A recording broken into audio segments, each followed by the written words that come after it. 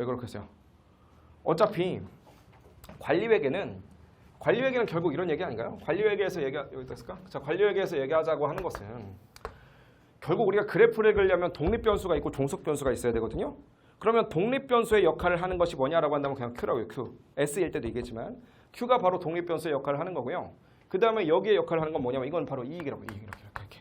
무슨 말인지 따라오셨죠? 자, 그러면 결론적으로 여기서 만약에 이익의 선을 긋는다라고 한다면 고정비 때문에 좀 내려간다면 여기서 이렇게 올라오게 될 거 아니겠어요? 이렇게. 자, 그러면 우리는 결국은 Q가 얼마인지를 집어넣어서 그걸 통해서 우리가 이제 여기는 이익을 좀 구하고자 하는 거니까 Q나 이런 영업이익이나 이런 것들은 뭐냐면 변수예요. 변수.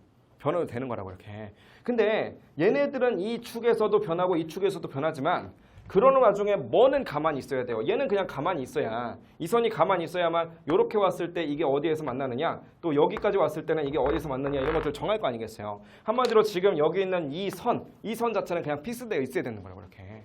그럼 이 선 자체가 픽스되어 있으려면 Q나 영업이익 빼고 나머지 이 구성 요소들이 있죠. 판가라든가 변동비라든가 고정비라든가 이런 애들은 변수면 안 돼요. 걔네들은 상수여야 돼요. 상수. 무슨 말인지 아시겠죠? 그렇죠? 그래서 걔네들이 가만히 있어야만 우리 다 식에다 뭔가를 넣어가지고 답을 찾을 거 아니겠어요? 무슨 말인지 아시겠죠? 그렇죠? 그래서 식을 구성할 때 우리한테 중요한 자료는 뭐가 있을 거냐.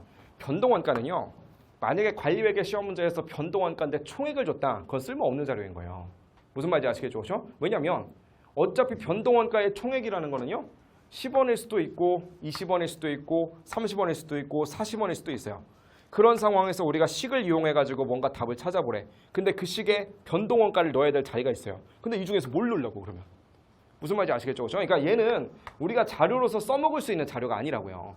그러면 만약에 시험 문제에서 얘를 줬다라고 하는 건 요걸 통해서 얘를 뽑아놓고 시작하라는 뜻인 거예요. 이렇게. 무슨 말인지 아시겠죠? 그렇죠? 자, 그럼 결론. 변동원가는 총액과 단가 중에서 뭐가 더 의미가 있는 거예요, 오히려 단가가 더 의미가 있는 거라고 이렇게. 뭔 말인지 아시겠죠? 그죠? 같은 논리로 고정원가는 뭐가 더 의미가 있는 자료인 거예요? 고정원가는 총액만이 의미가 있는 거예요. 관리회계 문제를 풀고 있는데 고정원가 데이터를 우리한테 줬는데 갑자기 단가를 줬어요. 그럼 걔는 함정이라고 그냥. 그럼 걔를 가지고 우리는 뭘 뽑으셔야 되느냐? 무조건 총액을 뽑을 수 있는 뭔가 데이터를 줄 거예요. 그걸 가지고 빨리 총액으로 돌려놓고 문제를 풀으시는 거라고. 무슨 말인지 이해되죠? 그래서 이게 아주 뻔한 얘기인데도 불구하고 이 그래프는 여러분들한테 그려보라고 하면 이거 못 그리는 사람 아무도 없거든요. 다 그리신다고 이걸. 당연히 다 그리시는데 불구하고 이걸 관리회계에서 써먹어봐라 그럼 못 써먹어요. 뭔 말인지 아시겠죠? 그게 이 그림을 그리고 나서 아 내가 이걸 알아냈다니 참 대단하다. 여기서 끝나라는 게 아니잖아요. 이거 중학생도 한다니까요. 그러니까 이걸 알아내는 게 중요한 게 아니라 이게 무슨 의미를 갖는가 그걸 알아내는 게 더 중요하다고 이렇게. 그러니까 관리회계 가면 다시 한번 말씀드릴게요. 무슨 말인지 아시겠죠? 자, 그 다음 우리 그 옆에 가보시면 30페이지에 동그라미 1번 변동원가랑 동그라미 2번 고정원가에 대해서 지금 총원가랑 그 다음에 단위당 원가에 대해서 그래프 다 한번 그려봤습니다. 그렇죠? 동그라미 3번하고 4번에서는 무슨 말이 있냐면 준변동원가, 준고정원가가 있어서 말 나온 김에 얘네들도 그래프 한번 그려보자고요.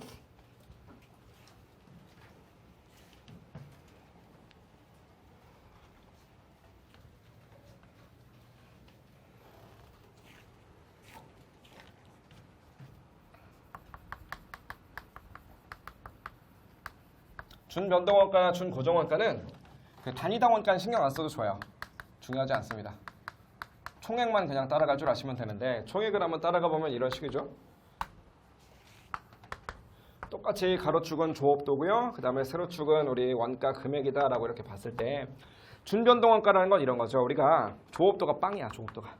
조업도가 빵이라는 건 하나도 생산 안 했다는 거거든요. 그렇죠? 그러면 일반적인 변동원가라면 여기서부터 이렇게 출발해야 되겠지. 그렇죠? 원가도 빵일 테니까. 하지만 옆에 준이라는 말이 붙어 있다는 건 뭘 얘기하는 거야? 빵이라도 뭐가 있다는 거죠?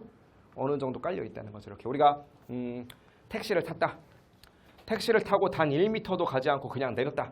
그럼 뭐 현실에서는 그냥 뭐 안 갔으니까 그냥 내리려고 하겠지만 그래도 이론적으로 봤을 때는 이미 미터기를 찍어버렸으니까 뭘 낼 의무는 사실은 있는 거예요.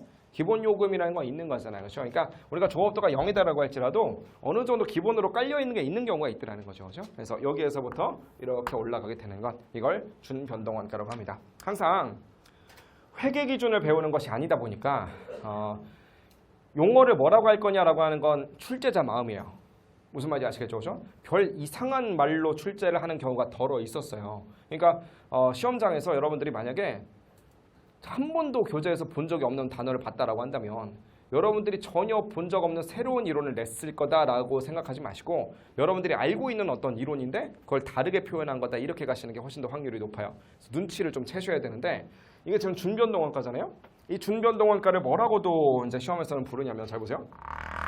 여기를 기준으로 해가지고 요만큼은 뭐예요 지금? 조업도에 상관없이 그냥 고정적으로 깔려 있는 거니까 얘는 고정비죠. 이렇게. 하지만 여기 이상으로 올라가는 얘네들을 우리는 뭐라고 할 거냐면 조업도에 따라서 비례해서 올라가고 있으니까 여기까지는 또 변동비일 거라고 이렇게. 자 그러면 변동비랑 고정비가 결국 어떻게 돼 있어요? 짬뽕돼 있는 거 아닌가요? 혼합되어 있는 거잖아. 그래서 얘를 별명을 붙여준다 그러면 뭐라고 하면 좋겠어요?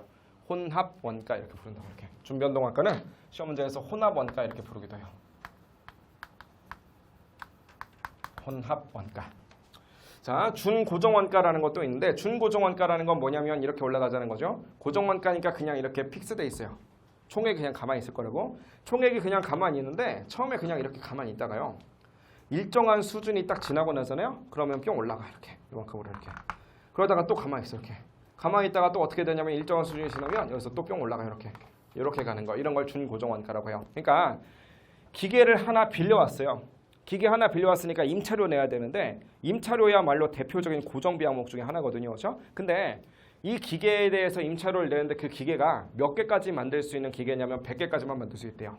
그럼 내가 조업도가 100개가 되는 동안은 하나만 빌리면 되겠지만 100개 넘어가는 동안 하나 더 빌려야 되니까 이만큼 올라가겠죠. 그렇죠? 그 다음에 200개가 넘어가면 또 빌려야 되니까 이만큼 올라갈 거라고 이렇게. 이런 경우에는 고정비라도 점점 이렇게 층층이 올라가겠지 이렇게. 그래서 얘네들 우리는 뭐라고 하느냐? 그냥 구간별로만 놓고 보면 고정원가겠지만 조금 멀리 떨어져 보면 점점 올라가니까 변동원가처럼 움직인다고요. 그래서 얘를 준고정원가라고 부르고요. 뭐처럼 생겼나요? 보니까.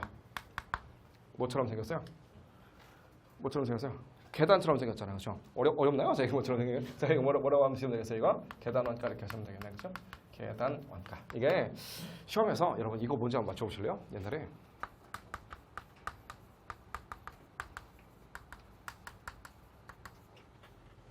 뭔 거 같으세요? 이거 여러분들 아는 거예요. 뭐 같으세요? 이거 눈치를 한번 채보세요. 여러분들이 아는 거라니까요. 모르면 할 수 없고. 자, 이거 뭐 같으세요?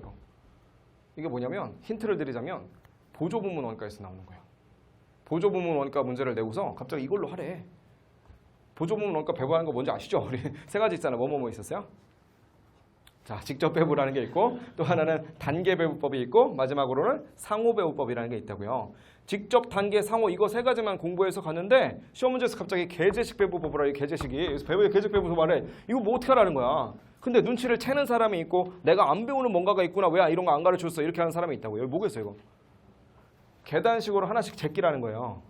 단계 배우법이지 단계 배우법. 무슨 말인지 아시겠죠? 그러니까 시험 문제에서 단계 배우법 문제를 계제식 배우법 이렇게 표현한 적도 있다고요. 무슨 말인지 아시겠죠? 그래서 이게 원가관리에게 그런 게 좀 심해요. 이게 만약에 회계 기준을 다루는 재무회계였다면 회계 기준에 나오는 용어만 쓸 테니까 용어 때문에 스트레스 받을 일이 없다고요. 근데 우리 원가관리회계는 교수님이 그냥 자기 마음대로야. 그냥 내 원하는 그런 표현대로 한다 뭐 이런 것들이 좀 있다고 이렇게. 무슨 말인지 아시겠죠? 그렇죠? 그래서 뭐 이렇게 한 번밖에 안 나왔던 그런 표현이니까 막 중요한 건 아닌데 그래서 이렇게 우리가 그 기초원가, 기본원가, 가공원가, 전환원가 이런 것들을 강조하는 이유는 이런 식으로 좀 감을 잡으시라는 거예요. 이렇게. 무슨 말인지 아시겠죠? 그렇죠?